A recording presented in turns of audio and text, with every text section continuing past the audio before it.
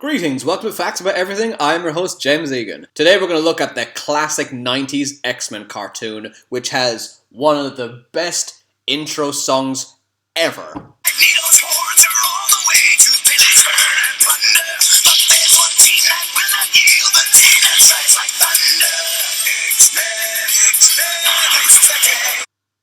That's not the song. What the hell was that?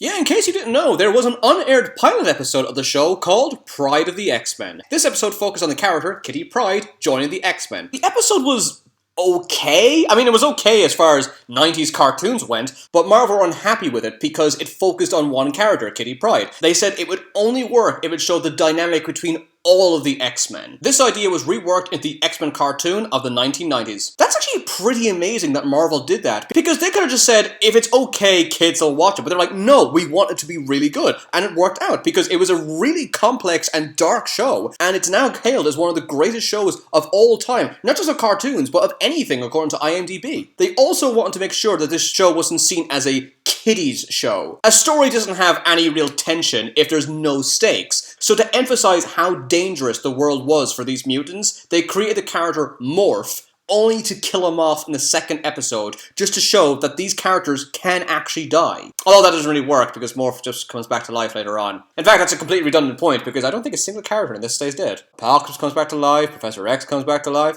Apocalypse kills the entire X-Men, and they don't even have a headache afterward. The creators of the cancelled X-Men show were so certain the cartoon would be a hit that they made an arcade game of it. They were terrified the arcade game would bankrupt them. However, the arcade game became incredibly successful in spite of dreadful mistranslations. The most famous translations is when Magneto says, "Welcome to die," and "I am Magneto, Master of Magnet." The studio Fox had little belief in the show, assuming that kids wouldn't care about relationships and love triangles. David Hemblum provided the voice for Magneto. He was so good that he was offered the role for the live-action movie. He wanted to accept the role, but he was busy doing another show. The role went to Ian McKellen. Now, everyone knows Ian McKellen is one of the greatest actors in the world, but David Hemblum's voice as Magneto is phenomenal. When I was a boy, I saw men executed, women and children.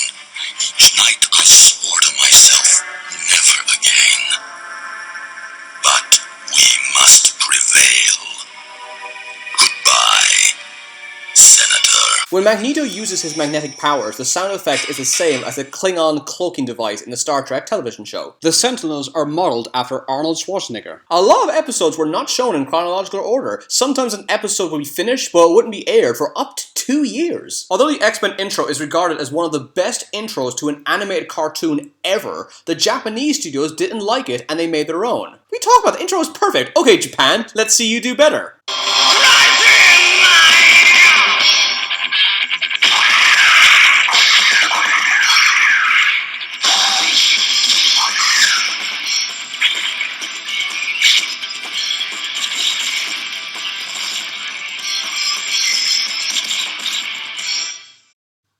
Did they just make Jubilee look cool? You can't do that. That's like a rule. In case you were wondering what those aliens are, they are the Brood. Although they were in the comics, they never showed up in a single episode of the show. A version of them did appear in the show called the Colony, but they look different. I'm not 100% sure why they were changed. Maybe because they're a complete ripoff of the Xenomorphs from the Alien series. Most X-Men episodes start with a summary of what happened in previous episodes. This has become a running joke on YouTube where people upload videos of previously on X-Men and then put together the most disjointed storyline possible, such as this one. Previously on X-Men. Fruity! Turkey used to be the ace of spades. Jubilee! There's hundreds of them. You can watch them all day. They're arguably more entertaining than the TV show itself. In the comics, Morph's character is called Changeling, but this had to be changed because there was a DC Comics character of the same name that became popular. The DC character eventually became known as Beast Boy, and so Changing became Morph in the comics. Cable is a mutant with telekinetic and telepathic powers. However, he never displays these powers in the series. Also, he is the son of Cyclops and Jean Grey, but this is never mentioned at any point in the entire show. I mean, technically he's the son of Cyclops and a clone of Jean Grey, but I'm just so not going to get into that. Beast was only meant to be in a couple couple of episodes, he became one of the main characters of the series. Despite what you'd assume, Stan Lee actually had very little to do with this series. He gave some notes on the first season, but that was it. Stan Lee was the narrator of the failed pilot. Welcome. This is Stan Lee of Marvel Comics warning you to look around you. Your classmates, your friends. You never know which one of them may be a mutant. Wait, Stan Lee? Doing a cameo? What?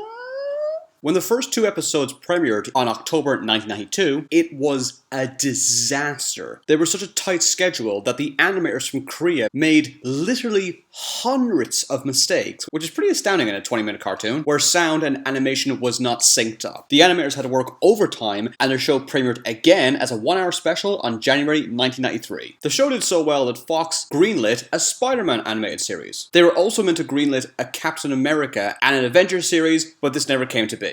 However, Captain America does appear in the final season. One of the best stories is One Man's Worth, where a time traveler goes back in time and kills Professor X when he was young. Therefore, he does not create the X-Men. Since the team was never formed, there's nothing to stop the world falling into utter chaos. Comic book fans will assume this was inspired by the Age of Apocalypse series, where after Professor X is killed by a time travel, Apocalypse takes over the world. It's actually the opposite. This show created that story, and the comic book writers loved it so much they incorporated it into the Age of Apocalypse series, which is not only one of the most famous X-Men stories, but one of the most famous comic stories of all time. And if you want to read it, it's over 2,000 pages long, so good luck with that. And finally, the show was supposed to end with an ultimate battle over time and space against Apocalypse. However, the ratings for this story were so high that the studio demanded more episodes. Sadly, Marvel were on the verge of bankruptcy, and they could only afford 6 more episodes. Due to financial restraints, the animation quality was